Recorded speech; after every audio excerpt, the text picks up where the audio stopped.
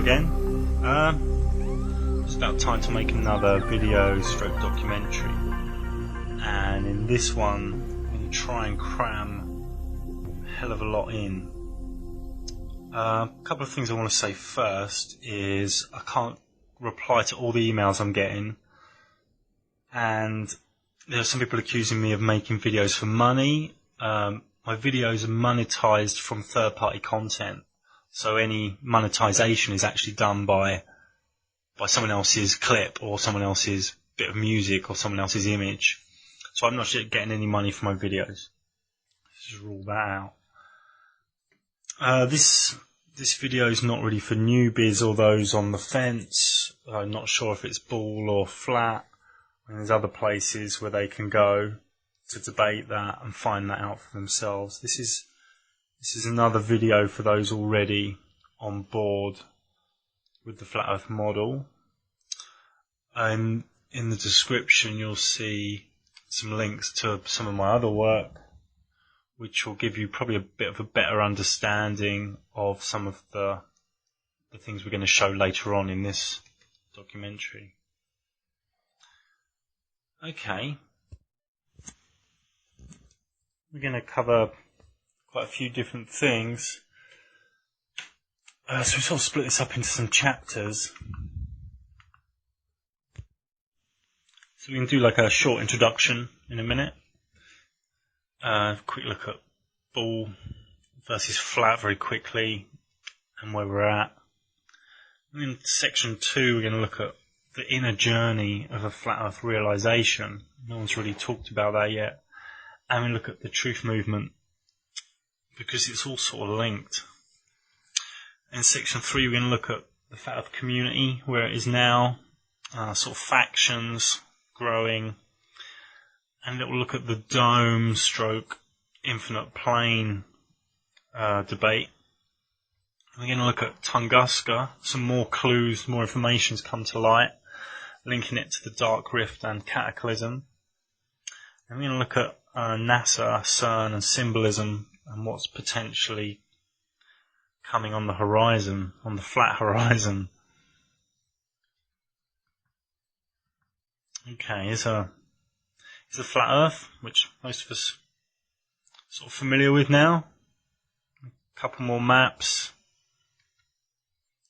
And it's growing, there's thousands of people every week listening to this and talking about it and mocking people.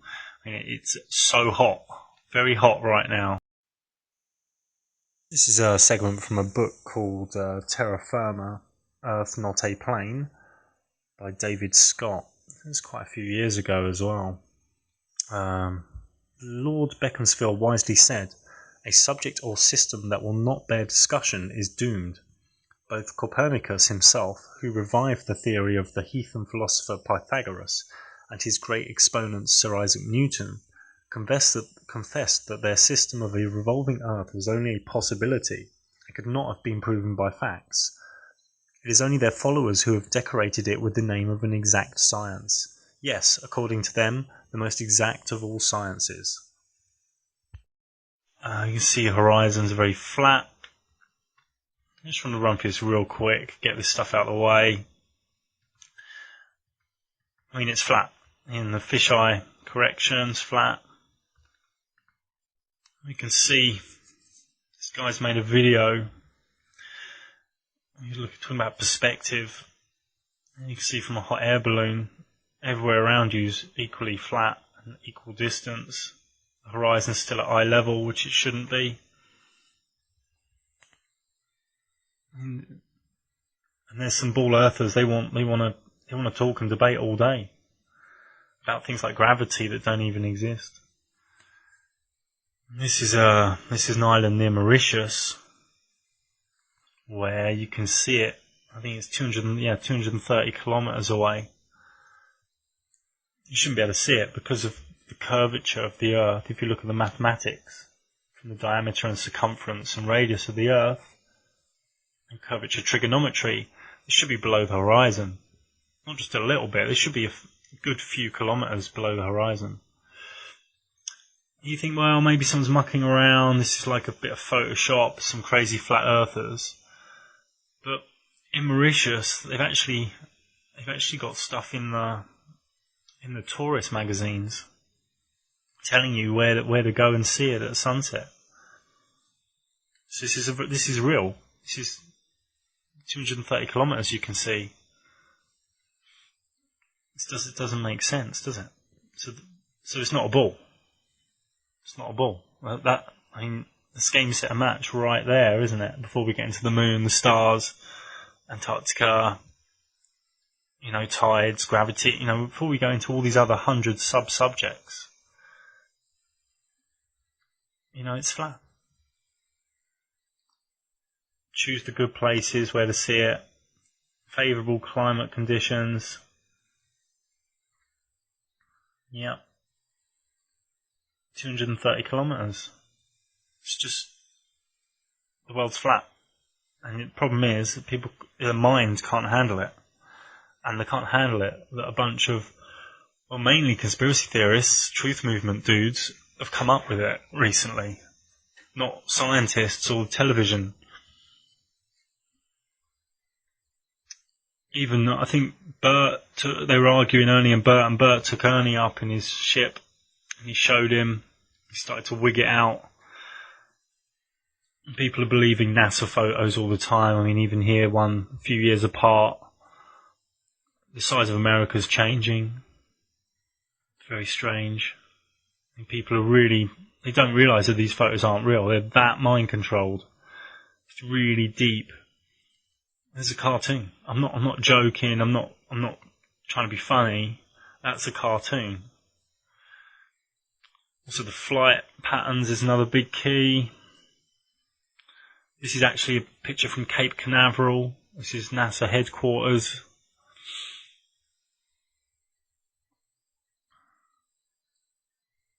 Yeah, this is one of their satellites. You can also look at things like water, how it can't be curved. It never curves. It's not possible. I've talked about that in my recent gravity article on wayki.com. There's some clever people in the flat earth community talking about perspective. For a lot of people, the sunrise and sunset's a problem, but when we talk about perspective and the human eye and perception, this all becomes very clear. So there's billions of people who are actually living on a painting. It's kind of weird. Not really for me. There's people all over online media. This guy, I don't know this guy, just saw the sunrise. I can't believe all these mouth breathers who believe that the sun's rising. Seriously, people will believe anything. Never forget you're being lied to. These people are all over the web now. 100% flat earthers. There's a smart guy, Michael Lewis, seen some of his stuff. When someone keeps arguing with me about the flat earth, that's when I know they're about to crack. When they feel deep down inside something wasn't right. Before long, they will soon realise that all the photos of the earth are composites. Then it hits them. This is quite true.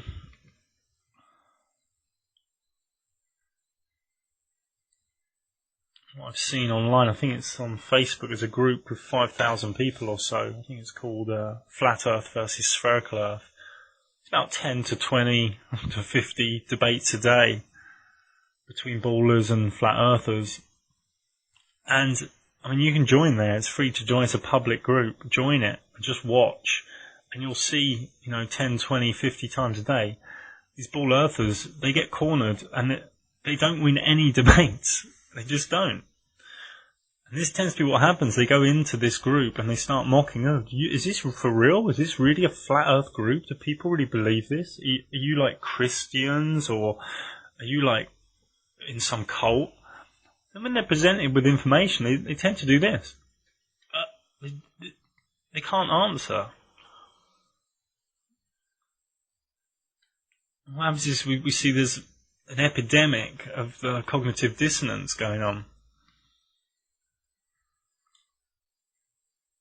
Some of these sort of forums and groups, it's a bit like this. There's like 2 or 3 guys with some solid flat earth information. And there's like thousands and thousands of these ballers with insults and ridicule. But I've seen these like flat earth guys, they stand strong. And they just take them all out one by one. It's like bash, bash, bash. And these people are on it all day long. There's like 20 or so admins, they're sitting there just waiting for these ball earthers to come along. And they can hit them round the head with the moon, NASA, curvature, Antarctica, space, planets. It just goes on and on. You've just got to go and watch it. If you're not sure, you've just got to go and watch some of these debates. Because the ball earth's a big fucking joke. And I know it's crazy. And I know it's a big one. But that's the way it is.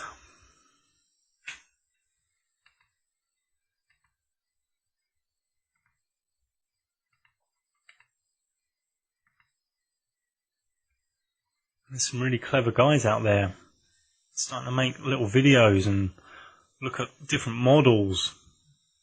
Because within the flat earth community there are some different ideas and different opinions. Everyone agrees it's flat, but what's at the edge? How does this work? How do the stars work? There are a few discrepancies, and that's healthy. It's healthy.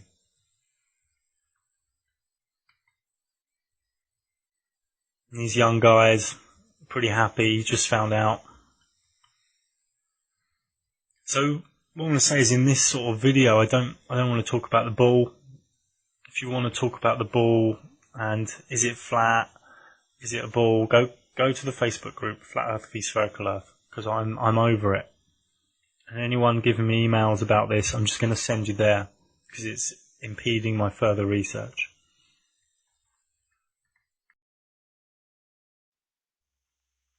I'll have a little look into chapter 2 now. And look at the flat earth inner journey for each person who's now aware to the flat earth. And it sort of links to the truth movement. I hate those words personally, but I don't know what other ones to use. Because it does seem that in the flat earth community there's some really smart, truthers, conspiracy theorists, people exposing stuff, people exposing toxicity and deception. It's probably a better way to put it. I mean, the general population doesn't know what's happening, and it doesn't know that it doesn't know. It's a pretty accurate quote. It's probably karmic as well. Some souls are probably not supposed to know at this stage of their evolution for whatever reason. There's a lot of this unlightening going on. This is where it's like a verb of learning something that makes you dumber. So everyone's into this unlightening. Are you going on this unlightening retreat? Yeah. It's called 4 years in university. Generally something like that. Especially with males over 35 years old, you find this a lot. My worldview's the only one that's valid. I reject your view because it challenges my beliefs. Especially males, they tend to define themselves by knowledge and their opinions. With girls and women, this is very rarely the case. It's very much a male ego thing. But there's a lot of people who've been studying this flat earth thing on their own. It's the only way you can do it. You sort of get the books out, get the internet out, and you sort of study it. You look at the ball and you work it out, And a lot of people have lost friends over this. A lot of people have lost friends. And a lot of people have had a big awakening, a big realization, a big change in their frequency. I mean, it is big. It's like space doesn't exist anymore. The planets, this infinite universe, infinite space, big stars, big suns. This has all been smashed up. This is a saying that can apply to the flat earth as well as other things in today's world. Those who are able to see beyond the shadows and lies of their culture will never be understood, let alone believed by the masses. It's the very intelligent Plato, who also wrote about Atlantis and other things. People are also having trouble with family. People are talking to their family about flat earth. Probably not a great idea over Sunday lunch. Comments are confusing me. Are you on the ball, son? I mean, this is just going to flip people out. And I know people who've got problems in their families because of talking to them about flat Earth. And then, you know, the young lad, he ends up flattened. He's there in his room. He's flattened. He's like, what's going on? I can't speak to my own family about it. Because the awakening is because being lied to, it sucks, you know? It's a big lie. No one likes being lied to. It's like you've uncovered something. You've exposed something. Like Columbo, the detective. You've sussed it out. But I want to talk about the actual awakening of flat Earth a bit more. I mean, I don't know Rob Arson. It's not the sort of guy you want to give a box of matches to, is it? Amazing quote. I really like this. Most of the flat earthers don't even know it's flat. They're content with believing. This is true. There's a lot of flat earthers who just believe it's flat. They sort of look at the numbers. They haven't really caught the wave, because the awakening, the realization of flat Earth is a big internal wave. And if you don't catch it, you've probably missed it. Once you have this, go through the washing machine, this realization, I mean, it's an inner thing. It's an inner journey. Especially men, again, they're after the hard rationale and the numbers only. I mean, the numbers these things are required. The rationale is required. But it's really left less than 50% of the realization. I mean, how does one look at things now after they know it's flat? Do people look at things differently? Do people contemplate things differently? Do people spend time alone in nature with a new sense of childlike wonder? Because if you just look at the numbers and yeah, it's flat and nothing changes inside you, then there's no real fucking point, I dare say. Because you're missing the wave. It's akin to a surfer out there waiting for the wave and missing it. I mean, the guy can surf, but he's missed the wave. I mean, the flat earth, it changes one's whole reality. As I say, it's an inner thing. Nature's required. Some solitude is required. It can't be constantly online, being passive to other people's opinions. You got to go out there with yourself, and work with that realization. Where do you sit with it? It's an individual thing. It's your own path. In this sort of washing machine, we realize that we've been lied to so much about where we are, about who we are, what we are. We've been left in the dark for so long that humanity seems to not even care anymore. Or maybe the flat earthers are an exception, and we do care and we do seek answers. And we want to spread the truth for others, to realise where we are. So we become a species that are trying to figure things out. What is this place? So maybe this flat earth thing, movement, I don't know what I'll call it, this flat earth realisation is waking us up from this amnesia. And this is why it feels really good to finally get some answers. Because we all know deep down that our species, our humanity is aligned to truth. But most of the population, current population, have forgotten that. We've been treated for millennia like we're some kind of retarded space monkey thing. And they literally made us believe we evolved from monkeys. I mean, these controllers, they love lies and deception. But the flat earth knowledge is helping us to escape these illusions and go for the hidden truths, even if that truth might not be what we want to hear. It's like in the situation where one suspects a partner's cheating. It doesn't matter that it will hurt. We still want the truth in its raw form. Because at least when we know the truth, we can react accordingly and act accordingly and progress accordingly.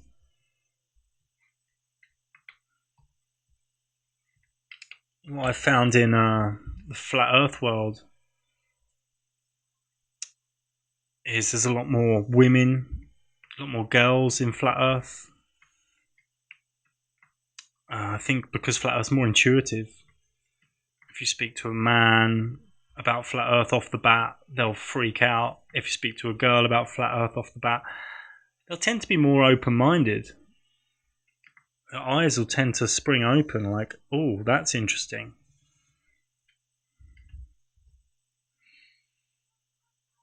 It's just that the girls tend to be more intuitive, generally speaking. I mean, intuition is esoterically a female thing.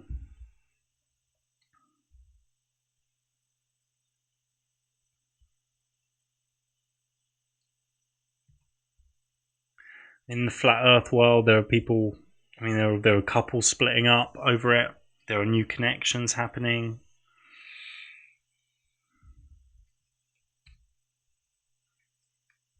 But we need to keep going. We need to go through the door. We need to go through the gate. We need to find out more. We need to find out more about this Flat Earth. We need to find out about the stars, the edges. Is it a dome? Is it infinite space? Is it multidimensional? There are many unanswered questions. And it seems that like 99% of people are happy just talking to the ball earthers. But we need more people who are looking at the edges, the stars, the edge, Antarctica. We need to progress. We need to keep looking outside. Some people's lives have been a bit turned upside down with this. They've gone on a completely new life journey. A bit like a spiritual awakening. I hate those words, but we'll use them for now. And people are learning to trust the journey, and they really don't sort of understand their life's been changed and shaken up. And the Flat Earth realization can do that if one captures the wave correctly. But with what I've found interesting is with the Flat Earth world, is some people come into the Flat Earth world community and don't know much about the government, statist, banking framework, the New World Order framework. They're okay with Flat Earth, but they're going through an awakening with all this other stuff. But there's others that have been into the truth movement for years and just coming into the Flat Earth thing, and they're going through a massive wake up with that. I mean, there's a whole multitude of different people. But what the Flat Earthers tend to know is that there's lies everywhere. There's like the world wars, the terror attacks, the central banks, the media. Where does tax go? Corporation control, capitalism. You know, what's in the food? Who funds Congress? Who funds Israel? The history books.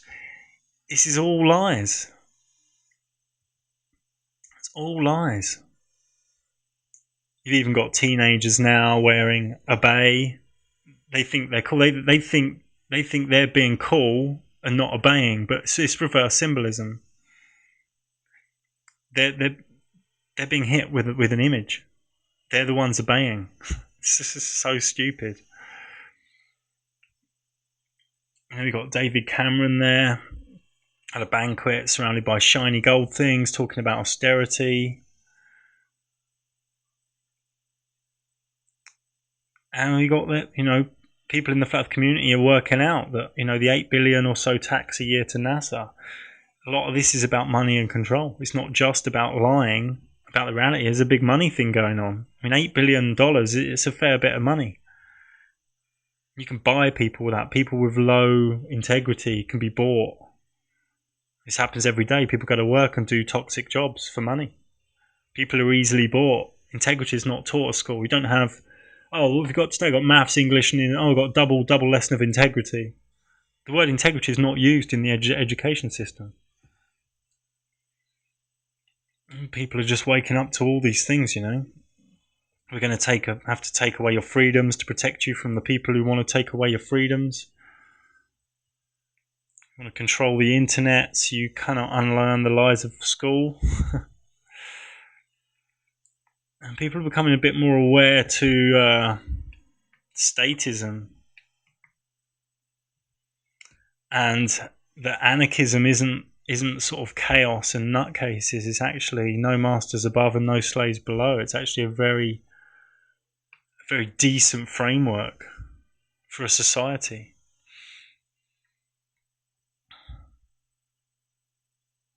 And people are realizing that, babies born now are automatically in the system. It's very hard to have a baby, have a human, let's call it what it is. It's hard to have a human and not have it in the system. I mean, I know countries in Europe, you're not allowed a passport without a birth certificate. You're in the system straight off the bat. So what's happening with this school thing, which you sort of have to go to, it's quite hard to get out. They're teaching you to be an idiot, really. I mean, if we really break it down. And you've even got this thing now where everyone thinks they're awake, and they're really sort of half awake. It's a little cartoon here. Look at all these people, glassy-eyed, automations, automatons, going about their daily lives, never stopping to look around and think. I'm the only conscious human in a world of sheep. So one thing that's dangerous is someone who's not awake who thinks they're awake. It's better to be awake and think you're asleep. But you have to understand, most of these people are not ready to be unplugged. Many of them are so inured, so hopelessly dependent on the system that they will protect to fight it. We have in the sort of very much linked to today's world, exposing deception is the transhuman agenda. It's happening very slowly. But the smartphone's attached to people all the time. I've got a couple of clips here. I'm going to look into Windows 10's just come out. This is the Big Tech Worm website, exposing that some stuff in the terms and conditions. Basically, Microsoft collects everything about you and everything you do if you're using Windows 10. Interests, history. We can even use your voice.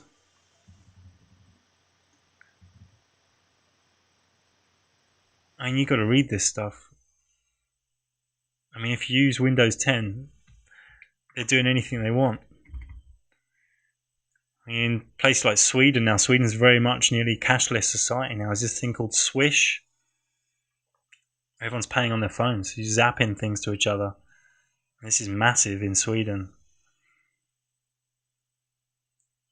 In Sweden online, you can see what other people earn and the tax they pay, how well off they are. Emoticon faces there. It's a bit weird. There's an article from the Scandinavian Traveller. Cash is dead, mobile payments on the rise. We're getting transhumanized real slowly. And people are loving it. They're queuing up for it. This isn't cool. This really isn't cool. In the name of convenience. I like this down the bottom here. It's like an article on how to move to Spain. Well, I know how to do that. What you do is you move your vessel that you're inside to Spain. That's it. That's all you have to do. Okay, I'm going to load up this. Another thing about Sweden here is another video. Forget wearable technology. Swedish office worker Lynn Kowalaska is having it implanted under her skin. A microchip about the size of a grain of rice is injected into her hand. It felt pretty scary, but at the same time it felt very modern, very 2015. Instead of ID cards or passcodes, workers who sign up for the implant can now open doors with the wave of a hand. The chip also currently lets workers swap contact details via a smartphone and operate a photocopier. Patrick Mesterton, co-founder of the Epicenter Tech Hub in central Stockholm, sees plenty of future applications for the implant. Like anything where you today would use a PIN code or a key or a card. So payments is, I think, one area. I think also for healthcare reasons, that you can sort of communicate with your doctor and you can get data on what you eat and sort of what your physical status is. The radio frequency identification chip is made from Pyrex glass and contains an antenna and microchip with no need for batteries. While some workers may feel uneasy at the prospect of literally taking their work home with them, the designers say the chip is completely safe and secure. You have your own identification code and you're sending that to something else which you have to grant access to. So there's no one else that can sort of follow you on your ID, so to say. It's you who decide who gets access to that ID. A little story about humans at the moment. The other day I went for a quick swim in the sea. I live quite near the sea in the Mediterranean, and it's hot, so I need a swim sometimes. And I went in, I was having a swim, and I felt this massive pain. And I was like, there's a jellyfish. And I looked around me and there's like loads and loads of jellyfish, like 100. Little red pinky ones. And then I realised there's no one else in the sea. There's like 100 people on the beach, 50 people on the beach. It's a nice little hidden beach. I get out the sea, I'm giving it a bit of ow, I'm giving it some of that ow stuff, because I'm in a bit of pain. And I went up to the nearest people on the beach and I said, there's jellyfish in the sea. And they nodded their heads, yeah. And they were a bit freaked out. There's a stranger talking to them. You know, is this guy crazy? Yep, there's jellyfish in the sea, I said. Well, did you know before I went in the sea that there were jellyfish in the sea? They looked at each other. Yeah, jellyfish in the sea, yeah, we know. I looked at them and I said, well, why the fuck didn't you tell me not to go in the sea because there's loads of jellyfish in there? And they had this look on their face, like it was like this zombie, strange. Oh my God, you talking about some sort of humanity and compassion, some sort of fellowship? We don't know you, and it was really crazy. This is where people are at. I mean, especially in groups, into non-versation. It's where people talk about stuff, such small talk. It's completely trivial. If anyone says anything that means anything, it just stuns everyone. I mean, this is the elephant in the room. What's going on in the world? All these lies and deception and humanity in amnesia. I nearly forgot the word then. This is the elephant in the room. The rubbish we have to buy. The perpetual growth within business. The watching TV in the evening, every evening, when our souls are screaming. You see, these are the elephants in the room. And in the mystic traditions, the big fish of ignorance just come and gobble you up. But there are a few not falling for it, so cheers. But it's all an inner thing, as we said in this section, in this chapter. The whole awakening and the whole realization of truth's an inner thing. And it can be painful. Because when you're born into a world you don't fit into, it's probably because you were born to help create a new one. And the whole awakening thing's not really a matter of intelligence. There are many intelligent people deep in illusion. But it's really about the insatiable thirst to know truth and to love truth. And when you don't care what anyone thinks of you, you've reached a really good place of freedom. Because a lot of people know stuff and they feel stuff, but then they're still scared. Still scared to be who they really are. So they're like one person to these people, and they're someone different to their sister, and there's someone different at home, someone different to their lover. This isn't healthy. People are learning that they want to be self-governing. They don't want anyone between themselves and freedom. And their integrity is something they want to work on and become.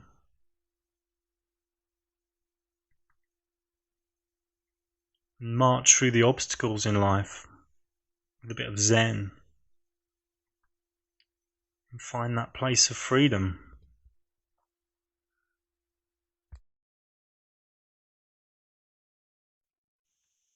We're going to get on to chapter 3 now, a bit more of a serious chapter. looking at the Flat Earth community, factions, the Dome, amongst other things. I just want to do a big shout out to all the other researchers out there. Atlantean Conspiracy, Jeranism, Yoda's Flat Earth Channel, John LeBon, Paul Chief, Stars of Souls, Simon Ramos on some battlefield somewhere, and all the other guys exposing, the spherical cult belief. Look at the community is doing some good things. They're attacking someone like this guy, Brian Cox, sort of a BBC front man, super scientist, housewife's favourite. If you do a little digging into him, he's very anti-astrology, anti-moon landing, conspiracy theorists. He's a true gatekeeper. Now, Brian Cox here, I heard his middle name is Likes BBC. If you look at the way he's standing in this photo, it does seem like that could very well be his middle name. There's a lot of people now doing moon testing, temperatures of moonshade against sunlight, and the results are matching with what I said in my free to download ebook on the moon. The community is also exposing the sort of eco-spiritual, new age websites that are all very global. You need to ask yourselves, this sort of green tax they're pushing, these sort of fake spiritual new age controlled websites. You start to see through a lot of this very quickly. So let's go on to electromagnetism. We know that the sort of the main guys behind the Ball model, they didn't know anything about electromagnetism, know anything about electricity. What we got at the moment is a lot of really good theory and information coming out about electromagnetics within the Flat Earth model. I think a book or a documentary or website's coming soon. At the moment there's some loose chats and odd comments online. So very much look forward to some solid information coming out. The electromagnetism solutions on the Flat Earth doesn't really mean there's no divine creator or no creators. I've seen some thinking that the electromagnetic Flat Earth model means there's no creationism. Find that a little bit weird. If you understand everything, you must be misinformed. Japanese proverb, which is very good for all Flat Earth researchers. At the moment, we seem to have three factions: the Infinite Plane faction, the Enclosed Dome faction, and the Mind of God / creationism dimension within a multi-dimensional universe faction. Well, I don't think these three factions are mutually exclusive. I don't think they're like three silos. Now, they could all be true. That might take a bit of a while to get your head around. But I want to look into each one, starting with the infinite plane, where the belief in this faction is there's other land being hidden. Matt Powerland's pushing this theory quite heavily, as are some others. Some great artwork out there. It's really great for the imagination, this other lands. And some people are getting really strong with it, that they're saying people are brainwashed if they don't think there's other land. Yeah, there's a bit of this going on within these factions a little bit. But I have a little issue with the infinite plane / other land. I went into Stellarium and I went down to the Falkland Islands near Antarctica. In English, like a few wars there. It's our land. We got a flag. Fucking idiots. Okay, so we go down to deep south and we look at Venus, which is only 3,000 miles away because it's in front of the sun sometimes on a transit. And we see it goes down below the flat plane. So it's only 3,000 miles away. At most.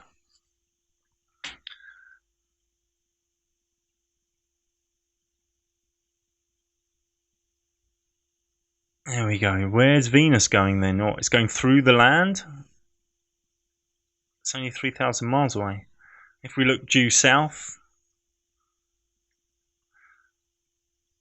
where are all these luminaries going? You see? This creates an issue with the infinite plane. I mean, this is only a few thousand miles away. I believe luminaries, what we call stars, are only between 3 and 10,000 miles away. If we look at this of Venus, we see, yeah, it's either the morning star or evening star, it goes below. And it's only a few thousand miles away. Here we can see it another way. You see the stars aren't that far away. And if it's an infinite plane, the stars are blocked. So it creates an issue.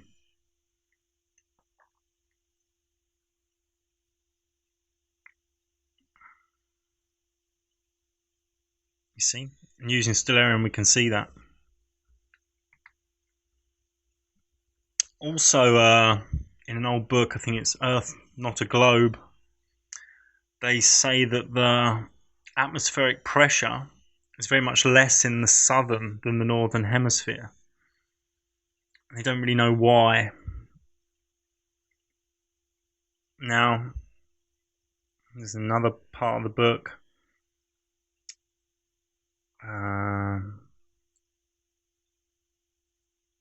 saying that the pressure is lower in the southern, near the southern ring, shall we say, near Antarctica.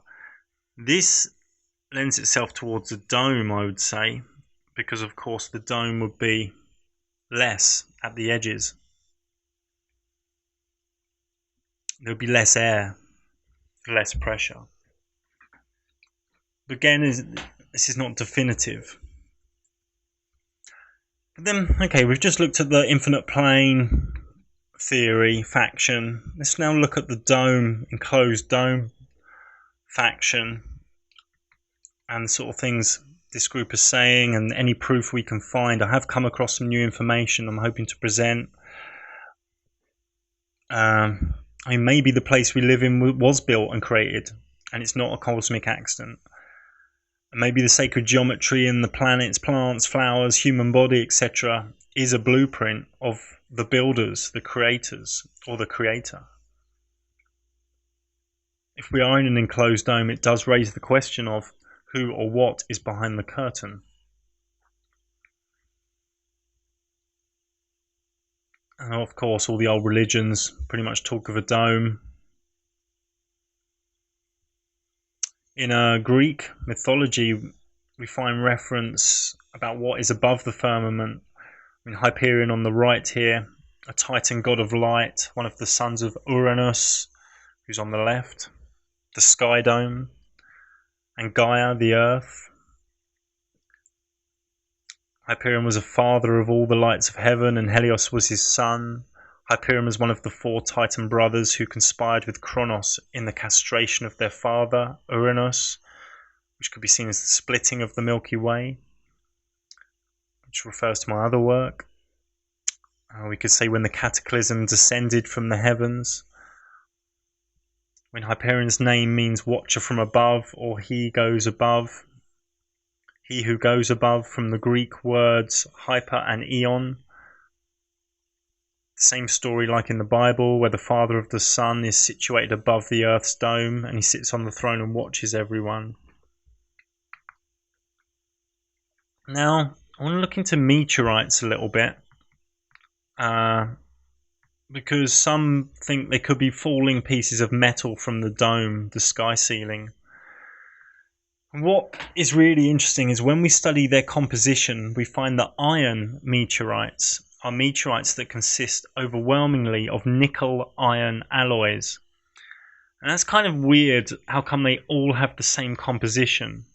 I mean, if these, in the Ball model, this infinite space, all these different rocks from all around space and the solar system and the galaxy, surely they'd all be a little bit different. But all the iron meteorites consist of pretty much the same nickel-iron alloy. When we study the metal industry in today's modern world, the function of nickel is a toughener. It increases corrosion resistance. Maraging steels are steels/iron alloys that are known for possessing superior strength and toughness without losing malleability. The principal alloy element in these maraging steels is 15 to 25% nickel. It's important to know 95% of all meteorites contain iron-nickel metal. Iron-nickel means that the metal is mostly iron but contains between 4 and 30% nickel, as well as a few tenths of a percent of cobalt. So iron meteorites contain a relatively high percentage of nickel, a metal very rarely found on Earth. And they display a unique feature that is never seen in terrestrial material. When they analyze the so-called iron meteorites, they have in their structure what is known as the Widmanstätten patterns.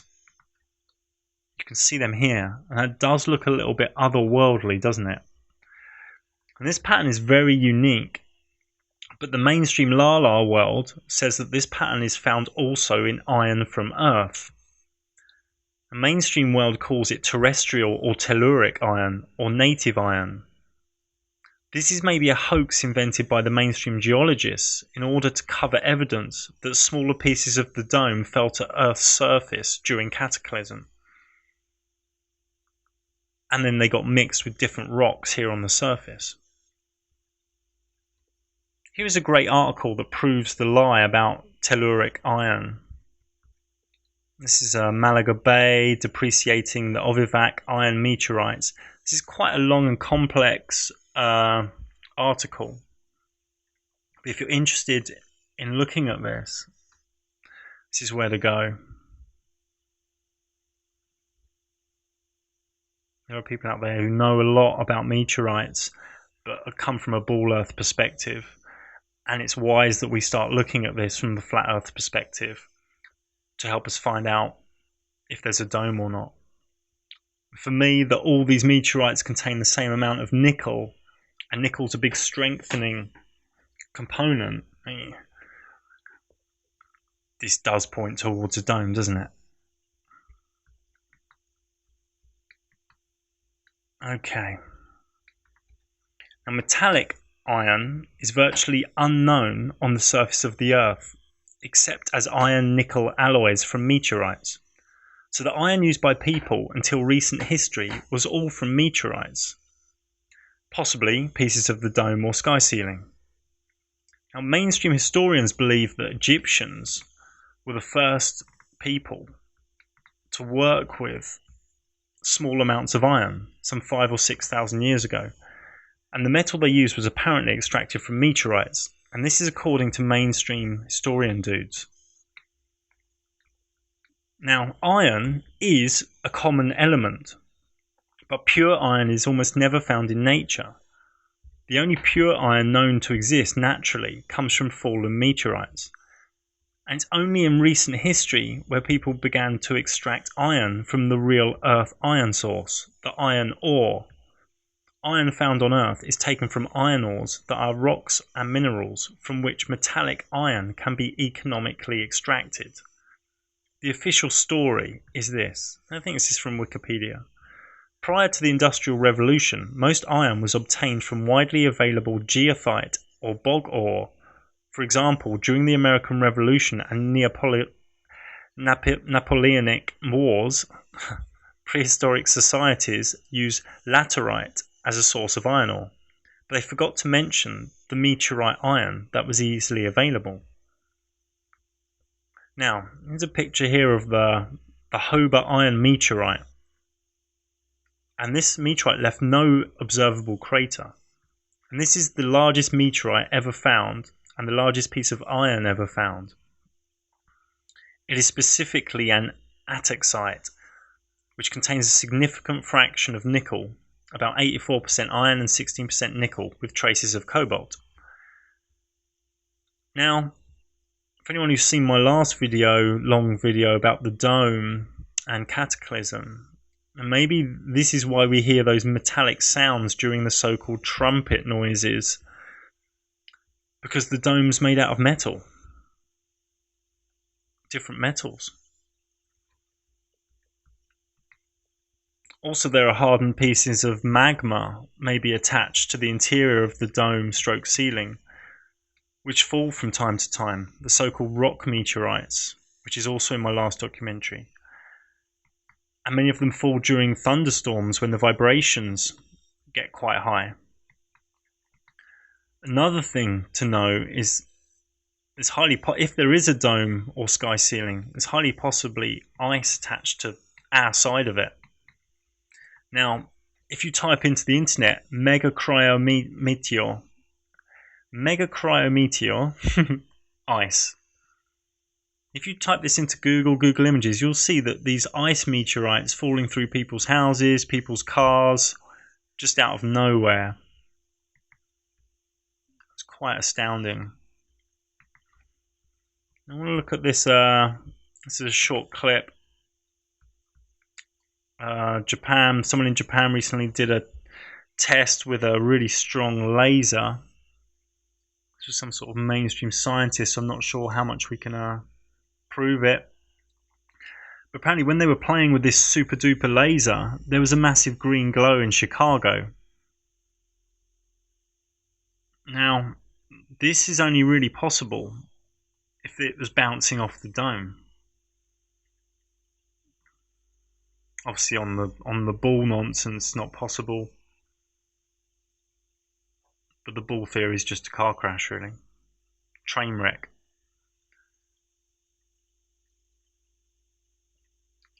But on the flat Earth, this is possible. It points up, bounces off the dome, comes back to Chicago. Very, very interesting.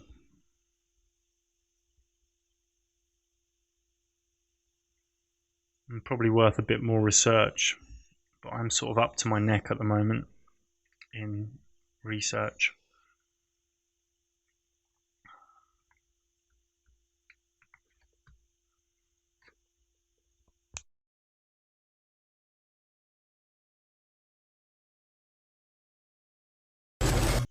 There's Under the Dome, the Maze Runner film, the Truman Show, Dark City, 13th Floor, tons of others. So what I'm saying is there's a lot more symbolism in Hollywood than there is for the dome than there is for the infinite plane and other land. This isn't like a truth we can hang our hat on, but it's something to note. Now, apart from the infinite plane and the dome factions, there's also a sort of, it's quite hard to word this, an interdimensional creationism faction where you can't actually ever get to the edge or up to the sky. It's like a dimension within a multi-dimensional universe where this is the design. I mean, we are very much interdimensional beings, so it's possible that the Earth we're on is. Now, if we go back to Hermetic philosophy, Hermes Trismegistus, there's a Hermetic book called the Kabbalion, which is a very, very good book, little principles of the universe. And this talks about our reality being a mental reality within the mind of a creator, within the mind of the all, or God, as some might say. So this book sort of says everything's within the all, but the all's also within everything too. But that our reality is like within the mind, it's all mental. It's within the mind of the creator, along with thousands or millions or billions of other realities. So it's like imagined up by a high mind. And the frequency we're running at decides the sort of dimensional reality we experience. We've also got the Buddhist Mount Meru stuff, which I've gone into in other work, where we can see, they sort of believe there's different realities above and below. again, interdimensional, different frequencies. Even the Norse mythology sort of looks at this as well, different realities up and down. So a lot of the main factions in Flat Earth are looking outwards, but a lot of the ancients were looking up and down. Maybe at the North Pole there's something we don't know, some sort of way of getting to some of these other realities, who knows. But you can have a sort of divine creation or a creator also with a mechanical dome. And you can have a divine creation stroke creator with infinite land. In fact, the divine creation or a creator has to be at the bottom of all of these models, or other creator beings. So these sort of rigid factions appearing in the Flat Earth community don't really make sense, because there's more overlap than what's being presented and what we can see. I want to talk about Tunguska in this section. There's some more work on Tunguska in my last documentary called Flat Earth, Dark Rift, the Dome, Myth and Cataclysm. Now, the Dark Rift has many myths attached to it. It's obviously a lot closer than what we thought. And in that documentary I presented all the myths that state that this opens or something comes out of it and starts a cataclysm. And in the last documentary I showed how Tunguska was highly possibly related to something happening here. Tunguska was like a mini cataclysm in 1908. This is the location. Caused mass devastation. No meteorite was ever found. Eyewitness accounts talk of fire coming out of the sky in a slow arc, a spherical object, cylindrical object. If we look at where Cassiopeia, I'm quite interested in Cassiopeia. It's in the Dark Rift, as we can see here. Now, the centre of the Dark Rift, the bulge bit, the really intense bit, is really where Sagittarius and Scorpio, where the arrow and the sting both point to on the bulge. Cassiopeia's further up. But if we look at Tunguska at the time in 1908, 30th of June, midnight UTC, we can see where Cassiopeia was. Let's run this little clip. You can see the date in Stellarium here. Turned off the daylight. Location, sort of Siberia. And Cassiopeia at the time of this mini cataclysm was right at the top of the sky ceiling, luminary dome, whatever words you want to use, whatever words you're happy with. Okay. And we can see again Cassiopeia's right in the centre there, looking up. Now, why is this interesting? Well, NASA are telling us at the moment that the most recent supernova was in the Cassiopeia constellation. They call it Cassiopeia, Cas A. And they picked it as the most they pick it as the most recent explosion in our galaxy. Now, let me digress a little and talk about radio astronomy. This is a good science and is based on radio measurements of the electromagnetic radiation emitted from the celestial bodies, including stars and anything in the sky, really. It was invented by Karl Jansky, who discovered it accidentally working with telephone stuff in the 30s. And these were just honest researchers. This work was later continued by Grote Reber. At first it sounds complicated, but it's not. It's simple. Electromagnetic radiation emitted from the sky is just like any other radio signal. All radio signals have different frequencies and intensity levels. A car passing down the street emits a radio signal, so does a hairdryer. And these honest researchers, all they did is pointed their radio antennas towards different parts of the sky and started receiving signals in the hertz unit, megahertz and gigahertz.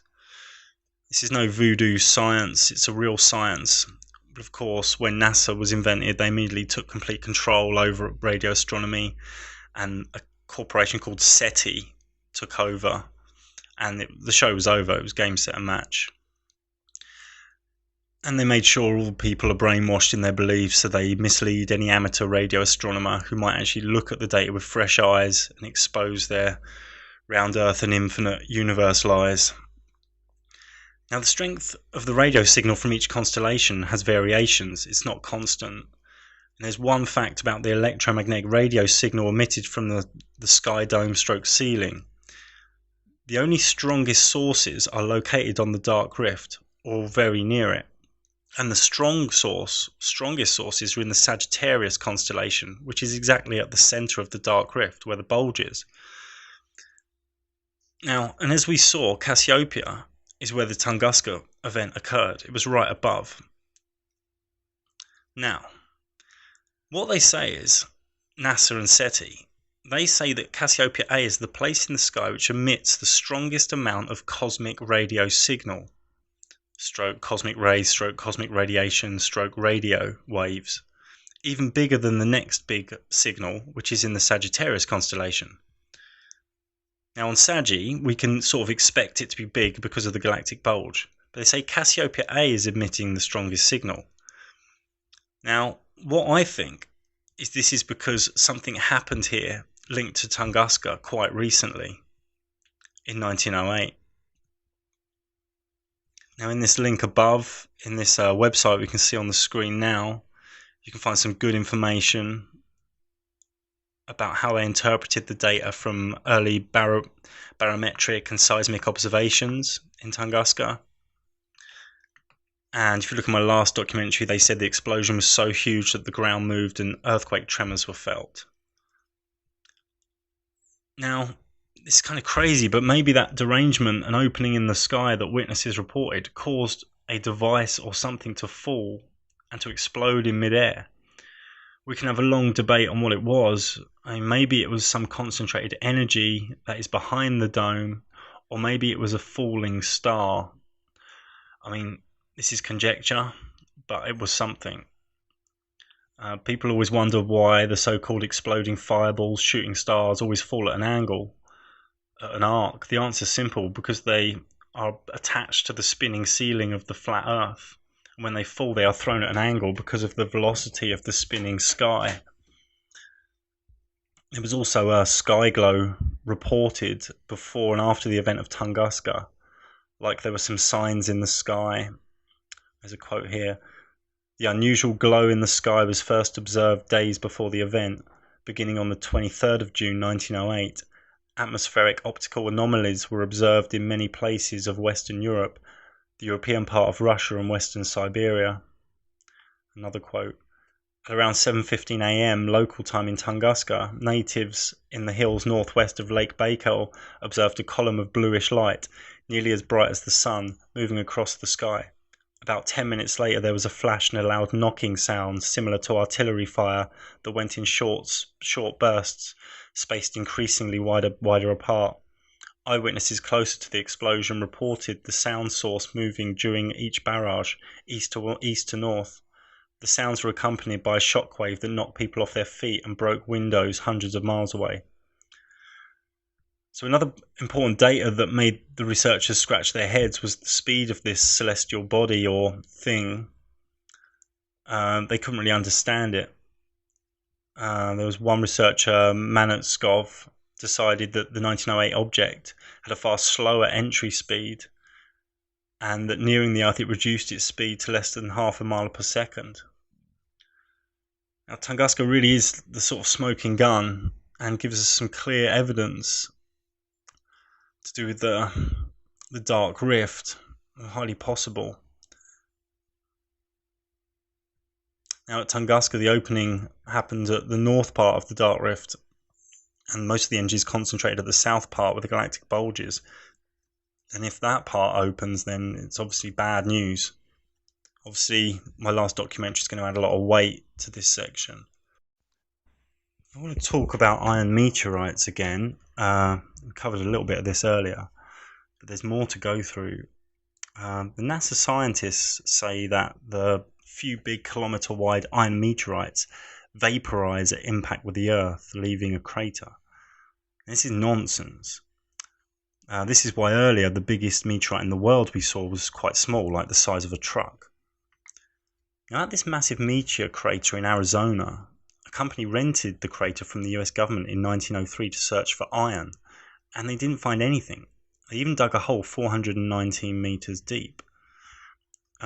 Impact physics was poorly understood at the time, and a guy called Barringer was unaware that most of the meteorite vaporized on impact, as he was told. And he spent 27 years trying to locate the meteoric iron. And he never found it, never found any. But of course, what they do, they have bits in display in museums saying, oh, this is a bit of that meteorite. I think there's some bits they put in a museum in Arizona saying, oh, this is the meteorite that caused the crater, a little bit we found. This is nonsense. I did the same with the Russian meteorite in 2013, more recently. The explosion took place in February, and after 8 months they lied that a piece was found in a lake. But that lake was examined in February and there was still ice covering it. A spokeswoman for the emergency ministry said, her name was Irina Rotius, she said, the ministry's divers have completed examining the lake's area but discovered no traces of the meteorite. So I think there's a big hoax going on regarding the craters. They're not formed by rocks or metal pieces. They're possibly formed by exploding devices or exploding something, just like Tunguska and the one that exploded over Russia 2013.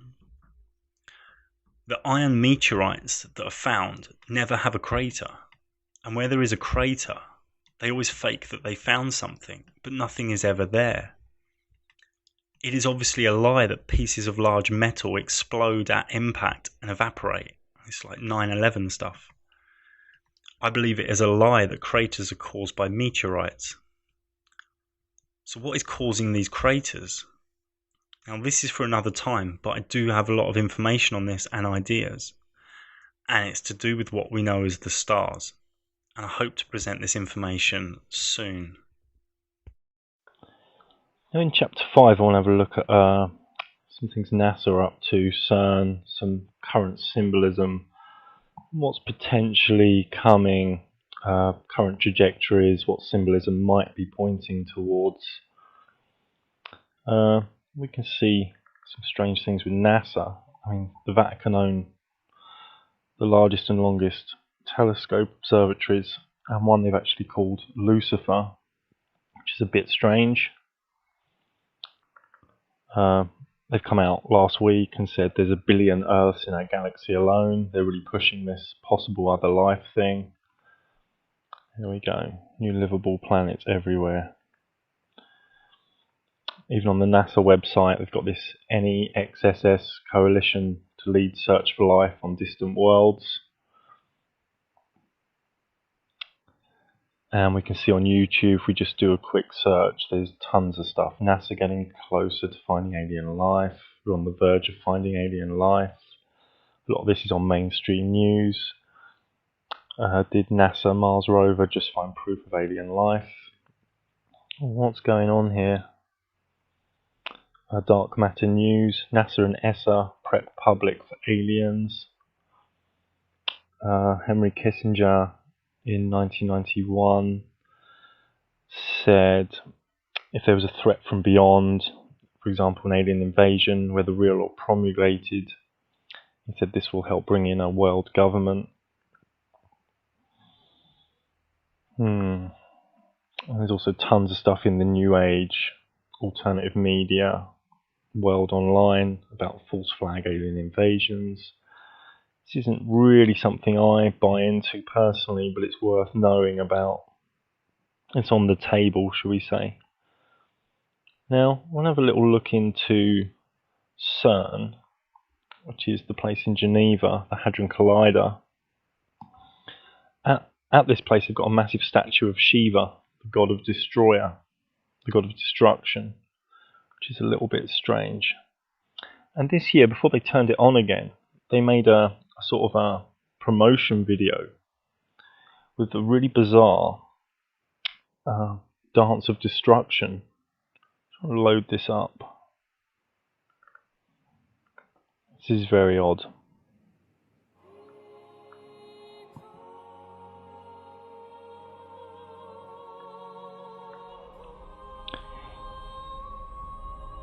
Next place is 300 foot down, 18 miles wide. There's a very worried man there. Man in the middle collapsing.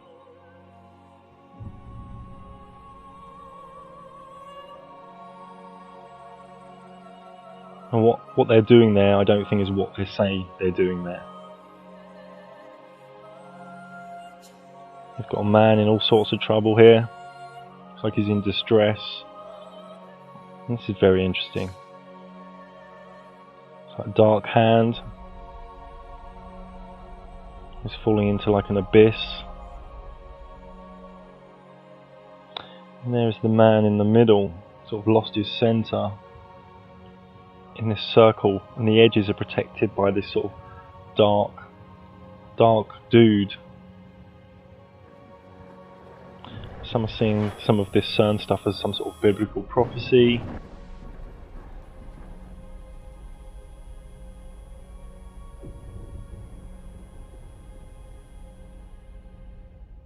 There's 5 people there, which is a pentagram. It's upside down actually, if you see the man at the bottom. It's an upside down pentagram.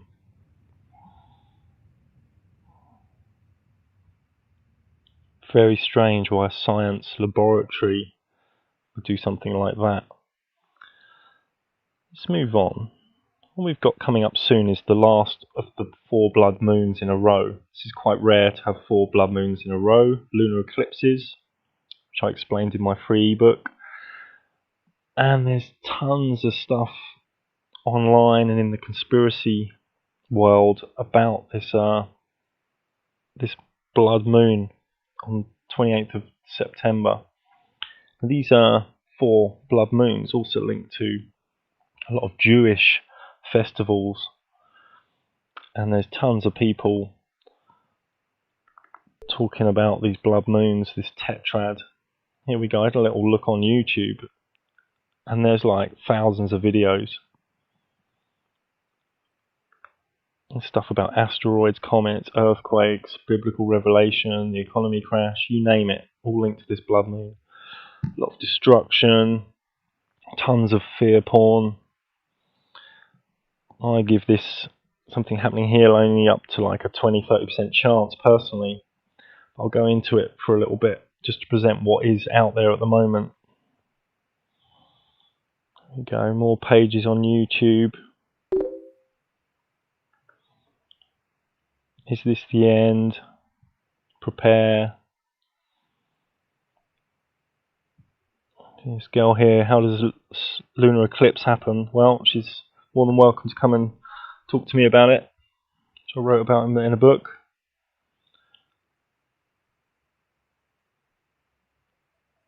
It's just tons of stuff about this blood moon coming in September. Global reset.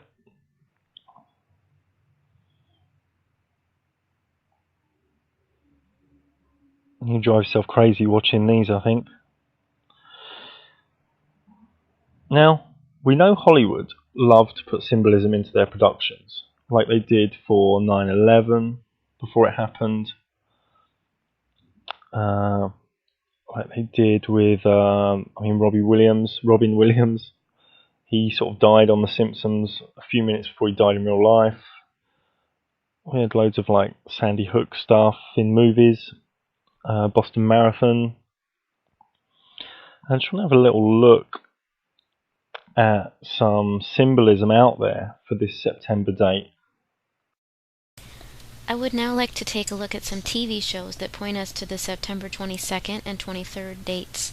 The first show is called Third Rock from the Sun, and this episode was from 1996. It mentions that a vaporizing meteor is scheduled to hit the Earth in 2015. And yet everyone on the planet gets all worked up about these pointless little behaviors, blissfully unaware of the great vaporizing meteor due in 2015.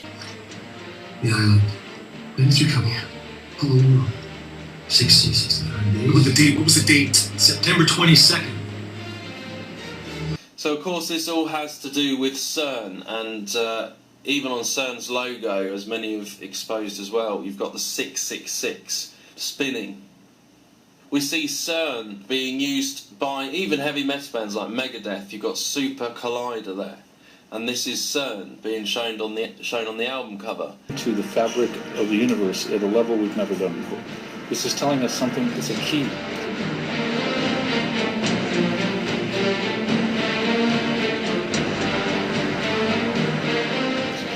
It could be the final point in the standard model, but we know at some level we're pretty sure that the standard model is not the full picture. So we've kind of completed one part of the story, if you like, and we're on the frontier now. We're on the edge of a new exploration. And this could open up, and this could open up, and this could open up, maybe we see nothing extraordinary, and we understand that maybe this is the only part of the story that's left, or maybe we open up a whole new realm of discovery. 923-1780. Clearly, he's leaving us a code. Some way to reach him. A time or a date, maybe? September 23rd? September 23rd. Break the code and open the door.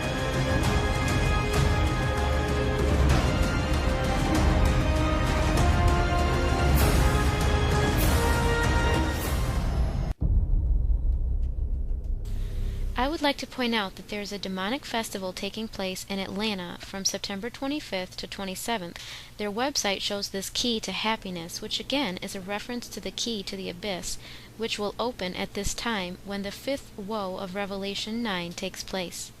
We also recently had a Taco Bell advertisement in which the 923 is flashed on the screen, and at the end of the commercial we see two of the people breaking through a barrier and going to a paradise-like place. There are numerous songs where the 923 date is shown. In 2011, Florence and the Machine released a song called Spectrum that has these lyrics: "When we come back, we'll be dressed in black, and you'll scream my name aloud, and we won't eat and we won't sleep, we'll drag bodies from the ground." In the video, we see Florence with the one-eyed symbolism and her clock set at 9:23. We also have a song by Miley Cyrus that is called 23. In the video, we see numerous times the 9 and 23 hidden together.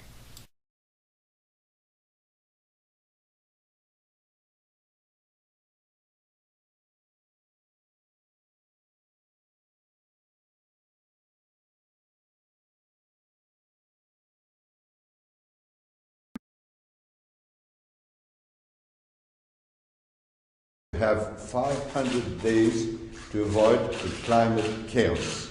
Very important issue of climate change, climate chaos, and I said that we had 500 days to avoid climate chaos, and I know that President Obama and John Kerry himself are committed on this subject, and I'm sure that with them, with a lot of other friends, we shall be able to reach a success in this very important matter. So we see the following times: 12 o'clock midday, rapture clock at 0, and September 22nd. Interestingly, this appears to mirror the story told in the movie Evan Almighty, where Evan Baxter had to board the Ark by 12 midday on September 22nd.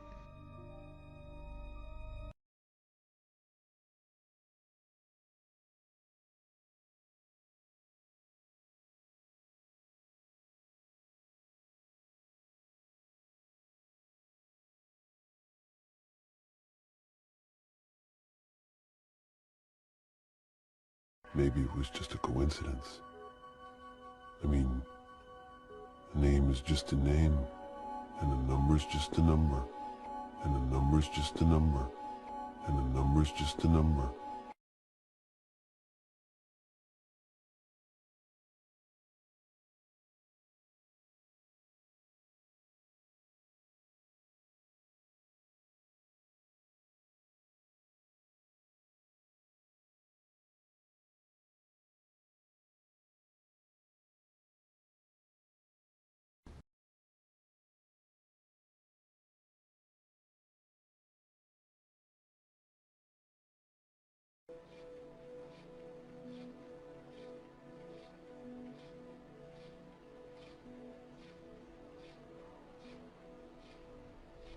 was a place.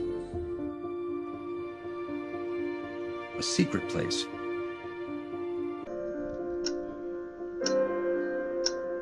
With every second that ticks by, the future is running out. Oh my God.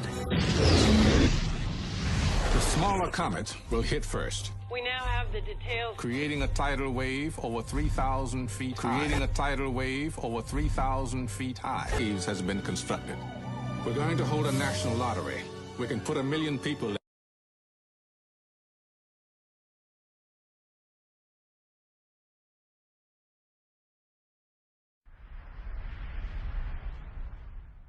Here's the clip from the Deep Impact movie, and as you can see here, 921 is shown, and then you have the bunker, and the 923 is shown on the right side. So these, I believe, are the dates that they are pointing to when they're going to start getting into their bunkers, between the 21st and the 23rd of September. The first part of this video will address the movie Evan Almighty. There are references in the movie to September 22nd. It's September 22nd, it's September 22nd, and we're all still here. Awkward! People! The flood is imminent! In 9 hours and 23 minutes, you'll be mine. In 9 hours and 23 minutes, in 9 hours and 23 minutes, you'll be mine. There's also there's a new film coming out soon, Fantastic Four, called Change is Coming. This is the main slogan of the film. And on the poster, we've got like the sky going a bit crazy and a big light coming out of it. I mean, what is that about? And of course, on TV the past few years, past 5 years, there's tons of series about, you know, post-apocalyptic, Jericho and all the rest, and loads of zombie and vampire series. It's just not normal to have that much. Also, we can see these sort of apocalyptic music festivals and this sort of Wasteland Weekend, the world's largest post-apocalyptic festival. I don't even know what goes on there, but it looks a little bit weird. Now, a friend of mine sent me this. This is Deagle.com. They're to do with the military, and they're to do with space. I mean, these are gatekeepers. And if we look at the population of America, it's been going up steadily. Constant rise, like most countries. Everyone seems to like having sex a lot. And on this Deagle site, if you look at they do forecasting. If you pick any country, let's pick America, current population, 320 million. Now, their forecast of 2025 is a population reduction of 65 million. If we go and pick any country, let's go to Germany, and their 2025, a population reduction of 48 million. Spain, let's have a look at Spain. Currently 47 million, a population reduction of 26 million. What is going on there? That is very odd. So it looks like something's coming, you know? I mean, these pieces of the jigsaw paint a picture. We see a lot of rich and powerful people building bunkers at the moment. This is on the rise, luxury bunkers. But of course, if there's a major cataclysm like 10, 11, 12,000 BC, 12,000 BC, these bunkers aren't going to help you. I mean, Singapore seems to be ready. A crazy building up in Singapore. Now, cataclysms definitely happened before.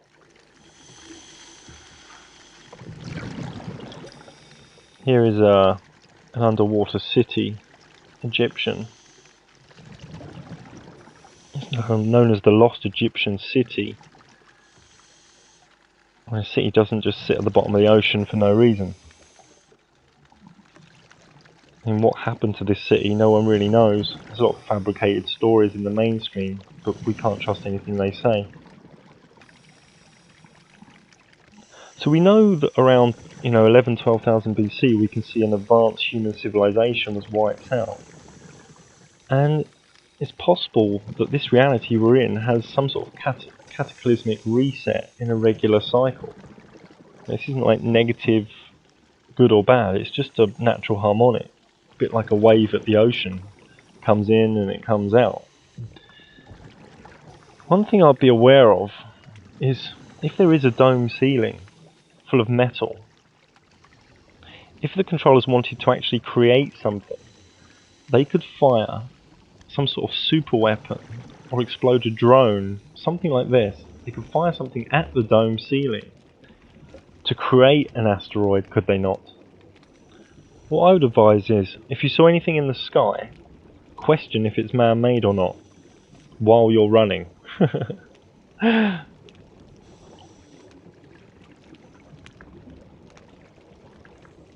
we can also see, at the moment in today's world, there's a lot of war exercises, economies on the edge, sinkholes, crazy weather, trumpet sounds, chemtrails, government acting super shilly, even for them.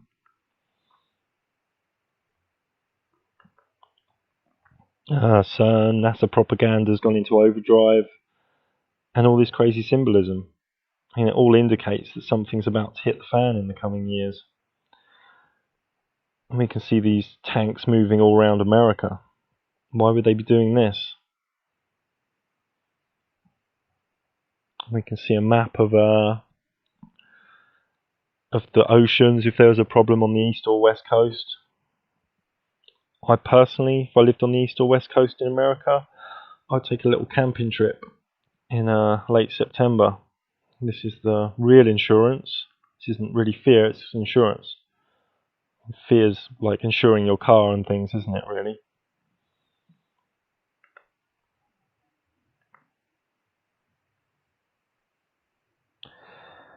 So,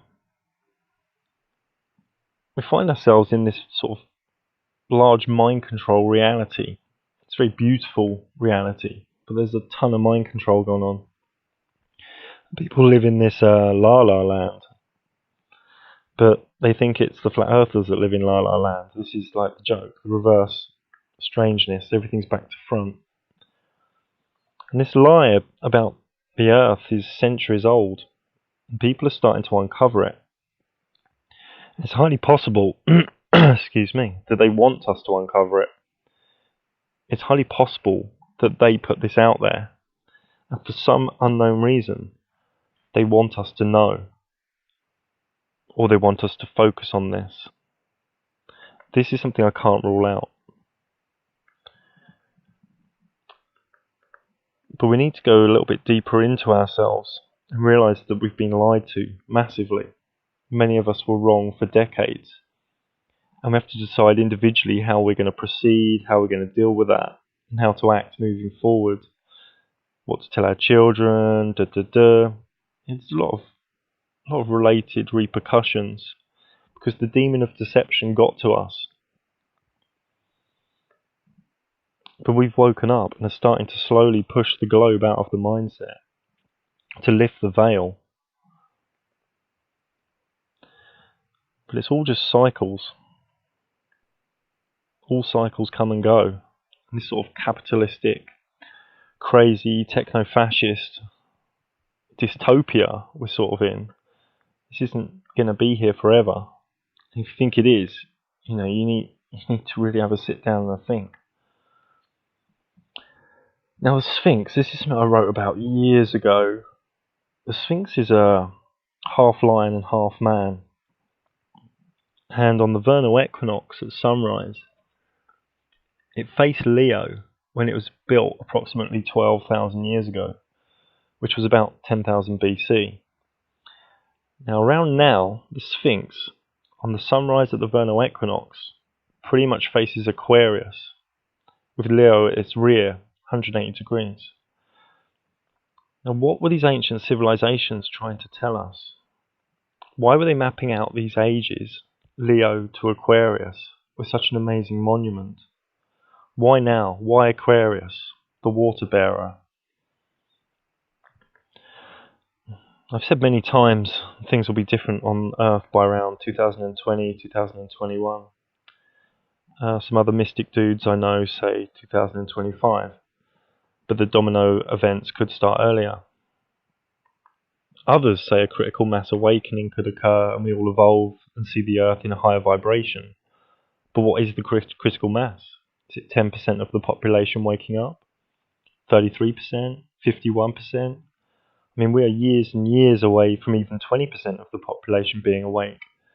And we're probably around 6% now. And that's being super generous. I mean, there's just so much we don't know about this reality. And it looks like a cycle is about to end in the coming years, or at least change. I would say if you're looking for promotion in your office job and saving to buy a new sofa in your densely populated city, I would say you're placing your energy in the wrong place. Because I don't think supermarket lorries and cash machines will be around in about 10 years' time. I don't know why or how, but that's what I feel. Me personally, I'm just going to keep exposing and keep soldiering on. That's all we can do, I think, because we're in a war. It's an information war.